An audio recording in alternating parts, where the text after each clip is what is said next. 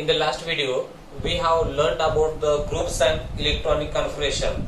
But today we will discuss about the periods and electronic configuration. जे काही periods वगैरे आहे जे आपण त्याला आवर्त वगैरे सांगतो आणि त्याची डेफिनेशन आपण त्या ठिकाणी सांगितलं होतं. पिरियड साठी आपण डेफिनेशन काय सांगतो?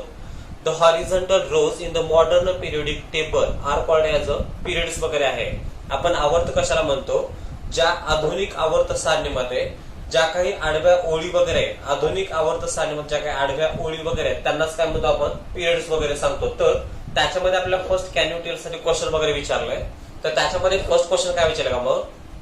On going through the modern periodic table, it is seen that the element lithium, beryllium, boron, carbon, nitrogen, oxygen, fluorine, and neon belong to the period second and write down the electronic configuration of all of them element वगैरे सांगितलं. जे काही आधुनिक आवर्त सारणी आहे, जर आपण आधुनिक आवर्त सारणीचा जर विचार केला असेल तर जे काही सेकंड पिरियड आहे किंवा जे काही दुसरं आवर्त आहे तर दुसऱ्या आवर्तामध्ये जे काही येणारे मूलद्रव्य आहेत ते मूलद्रव्य कुठलं असेल आपण त्या ठिकाणी लिथियम सांगितलं. लिथियम आहे, नंतर आहे बेरिलियम, नंतर boron, carbon, nitrogen, oxygen, fluorine आणि निऑन. हे जे काही एलिमेंट वगैरे आहेत हे पूर्णपणे एलिमेंट आपल्याला सेकंड पिरियड मध्ये वगैरे बघायला भेटतात आणि त्याचा आपल्याला काय करायचं त्या ठिकाणी इलेक्ट्रॉनिक कॉन्फिगरेशन वगैरे करायचं किंवा त्याचा आपल्या इलेक्ट्रॉन स्वरूप पण लिहायचं. आपण ते मागच्या व्हिडिओमध्ये सांगितलं होतं. जे की शेल वगैरे असतात ते शेलची संख्या किती असेल आपण त्या ठिकाणी 4 सांगितलं होतं. ते शेल कुठले असेल तर आपण त्या ठिकाणी के, एल, एम आणि एन हे 4 शेल वगैरे आहेत. त्यांच्यामध्ये जे काही मॅक्सिमम इलेक्ट्रॉन होल्डिंग कॅपॅसिटी आहे म्हणजे के शेल मध्ये जे काही मॅक्सिमम इलेक्ट्रॉन होल्डिंग कॅपॅसिटी आहे ते किती सांगितलं आपण त्या ठिकाणी 2 सांगितलं होतं. एल शेल आहे त्या एल शेल मध्ये जे काही मॅक्सिमम इलेक्ट्रॉन होल्डिंग कॅपॅसिटी आहे ती किती सांगतो आपण? 8 सांगतो. एम असेल त्याच्यामध्ये 18 इलेक्ट्रॉन जे काही एन वगैरे असेल त्याच्यामध्ये 32 इलेक्ट्रॉन होल्डिंग कॅपॅसिटी वगैरे आहे. मग आपल्याला याचं काय करायचं?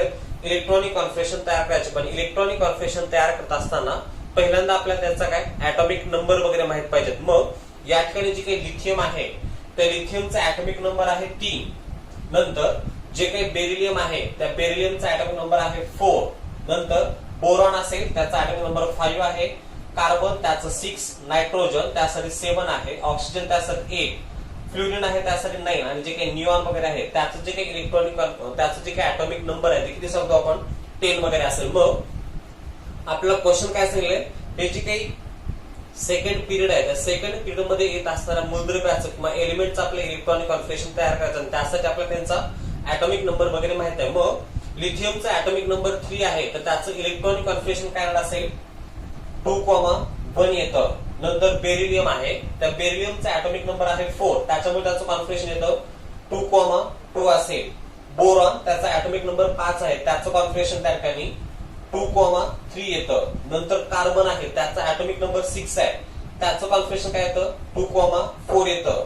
नायट्रोजन त्याचा ऍटॉमिक नंबर 7 आहे त्याचं कॉन्फिगरेशन त्या ठिकाणी 2,5 येतं. ऑक्सिजन आहे त्याचा ऍटॉमिक नंबर 8 आहे त्याचं कॉन्फिगरेशन त्या ठिकाणी 2,6. फ्लोरीन आहे त्याचा ऍटॉमिक नंबर आहे 9 तर त्याचं इलेक्ट्रॉनिक कॉन्फिगरेशन येतं 2,7 येतं. आणि जे काही निऑन वगैरे आहे लास्ट वन त्या निऑनचा ऍटॉमिक नंबर आहे 10 तर त्याचं कॉन्फिगरेशन काय नसतं त्या ठिकाणी मग 2,8 वगैरे येतं. हे झालं सेकंड पिरियड मधल्या एलिमेंटचं इलेक्ट्रॉनिक कॉन्फिगरेशन. जर आपण त्याची शेल वगैरे पाहिला असेल तर त्याच्यामध्ये फक्त आपल्याला 2च शेल बघायला भेटतात. कुठले बघायला भेटतात? के शेल आणि एल शेल असेल. ठीक आहे, हे झालं फर्स्ट क्वेश्चनचा आन्सर. सेकंड क्वेश्चन काय विचारले मग? Is the number of valence electron same for all this element. मग आता हे जे काही मूलद्रव्य आहे त्या मूलद्रव्याचं इलेक्ट्रॉनिक कॉन्फिगरेशन केल्यानंतर यांच्यामध्ये काही संयुज इलेक्ट्रॉनची संख्या आहे ती संयुज इलेक्ट्रॉनची संख्या सारखी आहे का ते विचारले. मग त्यासाठी आपण आन्सर काय सांगू शकतो? The number of valence electron is different for all this element. ह्या सर्व मूलद्रव्याचं जे काही संयुज इलेक्ट्रॉन आहे, ठीक आहे, ह्या सर्व मूलद्रव्याचे जे काही संयुज इलेक्ट्रॉन आहेत ते संयुज इलेक्ट्रॉन एकमेकापासून कशा तयार पूर्णपणे डिफरंट वगैरे आहेत. हे झालं सेकंड क्वेश्चनचा आन्सर. थर्ड क्वेश्चन काय विचारलं आपल्याला? Is the number of shell same in these वगैरे सांगितलंय. आणि हे जे काही एलिमेंटचं इलेक्ट्रॉनिक कॉन्फिगरेशन केलं त्याच्यामध्ये जे काही शेलची संख्या आहे किंवा जे काही कवचांची संख्या वगैरे असेल ती कवचांची संख्या सेम आहे का डिफरंट आहे विचारले. त्यासाठी आपल्याला आन्सर काय सांगता येईल? त्याचे जे काही कवच वगैरे असेल ते कवच कसे असणार आहेत? सेमच आहेत. कारण आपण लिथियमचं जर इलेक्ट्रॉनिक कॉन्फिगरेशन पाहिलं तर ते आपल्याला के आणि एल ह्या 2 शेल मध्येच बघायला भेटतात. जर आपण निऑन सर्वात लास्टचा जो काही एलिमेंट आहे निऑन त्याचं जर इलेक्ट्रॉनिक कॉन्फिगरेशन पाहिलं तर त्याच्यामध्ये आपल्याला काय दोनच शेल बघायला भेटतात. म्हणजे सेकंड पिरियड मध्ये ज्या काही एलिमेंटचा आपण इलेक्ट्रॉनिक कॉन्फिगरेशन तयार करतो त्यावेळेस व्हॅलेन्स इलेक्ट्रॉनची संख्या ही एकमेकापासून वेगळी आहे. फक्त कवचाची संख्या किंवा त्याचे जे काही शेल वगैरे आहे ते शेल कसे असणार आहेत सेमच असणार आहेत. ठीक आहे, हे झाले 3 क्वेश्चनचे आपल्याला आन्सर वगैरे. तर त्या क्वेश्चन नुसार आपल्या नेक्स्ट पॅराग्राफ मध्ये पॉइंट काय असेल का मग you will find that point काय असेल मग when we solve all this 3 question ज्यावेळेस आपण ते आताचे 3 क्वेश्चन वगैरे सॉल्व्ह केले असेल त्याच्यानुसार काय असेल मग you will find that the number of valence electron is different in this element वगैरे सांगितलं आहे. ज्यावेळेस आपण ह्या एलिमेंटचे इलेक्ट्रॉनिक कॉन्फिगरेशन तयार करतो त्यावेळेस कॉन्फिगरेशन केल्यानंतर ह्या मूलद्रव्याचे जे काही संयोजक इलेक्ट्रॉन आहेत ते संयोजक इलेक्ट्रॉन आपल्याला काय वेगवेगळे बघायला भेटतात किंवा हे आपल्याला आढळतं. तर नंतर काय असेल का मग however the number of shell is the same, पण त्याच्यामध्ये जे काही कवचाची संख्या आहे ती कवचाची संख्या कशी आहे सारखीच आहे. कारण कवचाची संख्या याच्यामध्ये फक्त 2च आहे. तर ते 2 शेल कुठले सांगतो आपण के आणि यल वगैरे सांगतो. नंतर काय असेल मग you will also find that परत आपल्याला काय बघायला भेटणार असेल मग you will also find that while going from left to right within the period the atomic number increases by 1 at a time and the number of valence electron also increases by 1 at a time वगैरे सांगितलं. ज्यावेळेस आपण पिरियडचा विचार करतोय या ठिकाणी आपण एलिमेंटचे arrangement उभ्या स्वरूपामध्ये केलंय, पण जर पिरियडचा आपण विचार केला आपण पिरियड कशाला म्हणतो the horizontal rows in the modern periodic table आधुनिक आवर्त सारणीमध्ये ज्या काही आडव्या रेषा वगैरे आहेत त्यांनाच काय म्हणतो आपण त्या ठिकाणी पिरियड वगैरे सांगतो. मग या ठिकाणी जे काही एलिमेंट आहेत त्या एलिमेंटचे अरेंजमेंट आपण काय करणार असेल मग लिथियम असेल बेरिलियम असेल नंतर आहे त्या ठिकाणी boron carbon nitrogen oxygen fluorine आणि निऑन असेल. मग आपण पॉइंट काय सांगणार असेल लिथियमचा ऍटम नंबर आपण 3 4 5 6 7 8 9 आणि 10. मग आपण लास्ट वन पॉइंट काय सांगितलं while we are going left to right within the period ज्यावेळेस आपण त्या आवर्तामध्ये डावीकडून उजवीकडे जात जातो त्यावेळेस काय होतं the atomic number increases by 1 सांगितलं. ज्यावेळेस आपण त्या पिरियड मध्ये लेफ्ट टू राईट जाणार असेल त्यावेळेस त्या मूलद्रव्याचा अणुअंक काय होतो 1नच वाढत जातो. आणि ज्या प्रमाणामध्ये त्या मूलद्रव्याचा ऍटॉमिक नंबर 1 वाढत जातो त्याच प्रमाणामध्ये त्याचे व्हॅलेन्स इलेक्ट्रॉन सुद्धा काय होत चालले 1 वाढत जाण्याचा प्रकार वगैरे होत असेल. ठीक आहे, next point is that we can say that मग आता जे काय आपण पॅराग्राफ पाहिला असेल याच्यानुसार काय सांगू शकतो मग we can say that the element with the same number of shell occupied by the electron belonging to the same period वगैरे सांगितलं. आता ज्या काही मूलद्रव्याचे इलेक्ट्रॉन ठीक आहे ज्या काही मूलद्रव्याचे इलेक्ट्रॉन आहेत ते इलेक्ट्रॉन जर एकाच कवचामध्ये जर येत असतील तर ते जे काही सर्व मूलद्रव्य आहेत ते सर्व मूलद्रव्य काय करतात एकाच पिरियडमध्ये येण्याचा किंवा एकाच आवर्तामध्ये येण्याचा प्रकार. आपण उदाहरण काय सांगितलं हे जे काही एलिमेंट वगैरे आहेत आता हे आपण आताचे एलिमेंट सांगितलं कुठलं lithium beryllium boron carbon nitrogen oxygen fluorine आणि निऑन सांगितलं.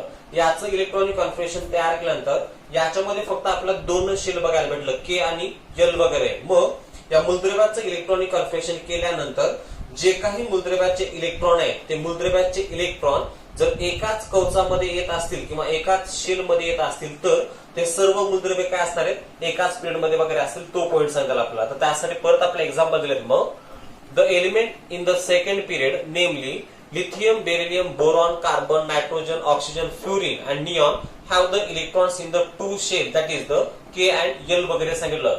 जे काही सेकंड पिरियड आहे त्या सेकंड पिरियड मध्ये जे काही येणारे सर्व मूलद्रव्य आहेत त्या सर्व मूलद्रव्य आपल्याला किंवा त्या मूलद्रव्याचे जे काही इलेक्ट्रॉन वगैरे आहेत ते इलेक्ट्रॉन आपल्याला 2च कवचामध्ये बघायला भेटतात. ते 2 कवच कुठले सांगतो आपण के आणि यल सांगतो. तर परत काय असले का मग the elements in the third period मग जो काही तिसरा आवर्त असेल त्या तिसऱ्या आवर्तामध्ये असणारे मूलद्रव्य काय होतात मग the elements in the third period namely sodium, magnesium, aluminium, silicon, phosphorus, sulfur, chlorine and argon have the electrons in the 3 shells that is the K, L and M वगैरे सांगितलं.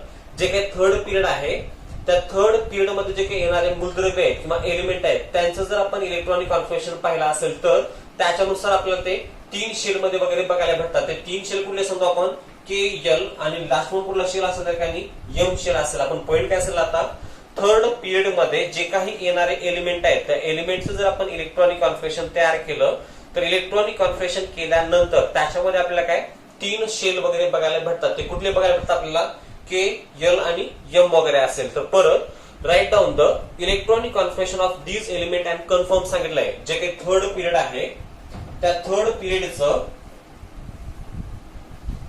थर्ड पिरियड मध्ये असणारे जे काही element आहेत त्या एलिमेंटचं आपल्याला electronic configuration तयार करायचं. कॉन्फिगरेशन नुसार ते 3 शेल मध्ये त्याचं डिवायडेशन होतं का ते पाहायचं. तर आपल्याला थर्ड पिरियड मधले एलिमेंट कुठले असतील आपण त्या ठिकाणी सोडियम सांगितलं, magnesium, aluminium, silicon, phosphorus, sulphur, chlorine आणि लास्ट वन आहे ते आर्गॉन वगैरे आहे.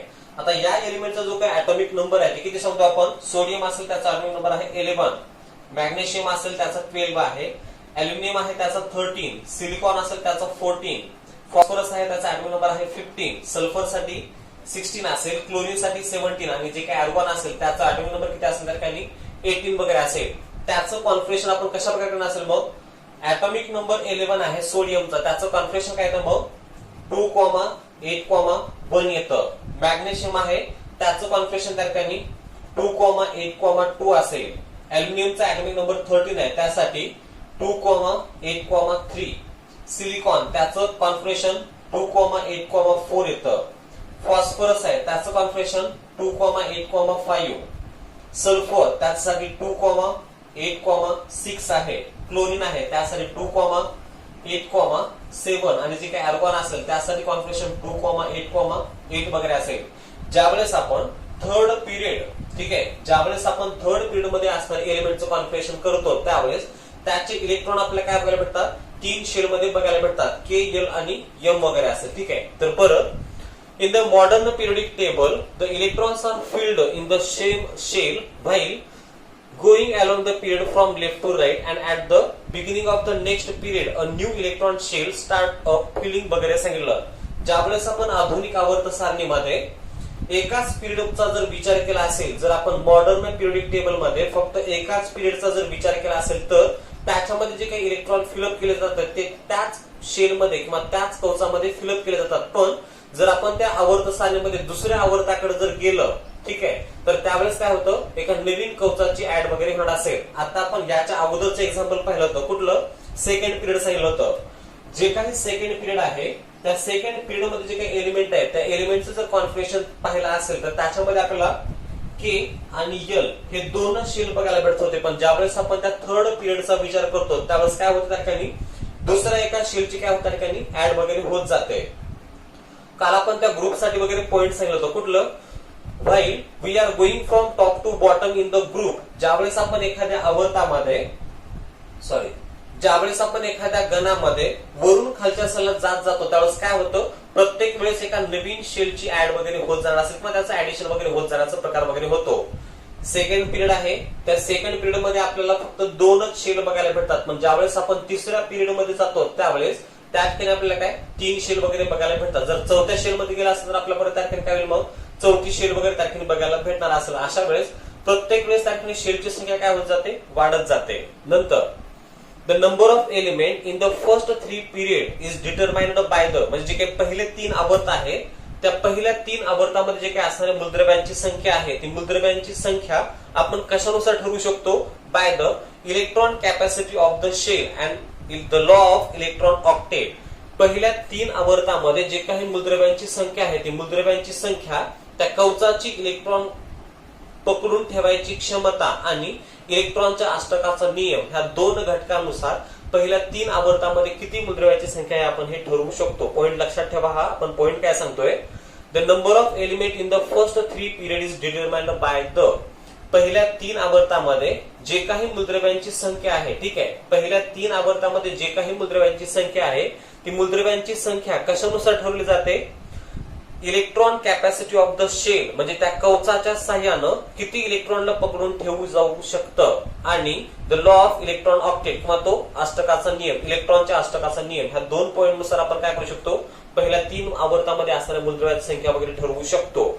आता नेक्स्ट वन क्वेश्चन आहे बघा आपल्याला कॅन यू रिकॉल साठी. त्या कॅन यू रिकॉल साठी फर्स्ट क्वेश्चन काय विचारले मग what are the values of n for the shell K L and M वगैरे सांगितलं. आता हे जे काही आपण 3 कवच पाहिलं किंवा जे काही 3 शेल पाहिले 3 शेल कुठलं पाहिलं आपण के एल आणि एम. मग त्या के एल एम या शेलसाठी किंवा या कवचासाठी एनची व्हॅल्यू किती असेल तर त्यासाठी आपण असं काय सांगू शकतो जे के शेल असेल त्या के शेल साठी एनची व्हॅल्यू किती असणार आहे 1 असेल. एल शेल आहे त्या एल शेल साठी एनची संख्या किती असेल 2 असेल आणि जे काही m वगैरे असेल त्या m साठी n ची व्हॅल्यू किती असणार त्या ठिकाणी 3 वगैरे असेल. हे झालं फर्स्ट क्वेश्चनचा आन्सर. सेकंड क्वेश्चन काय विचारले मग, what is the maximum number of electron that can be accommodated in a shell and write the formula सांगितलंय.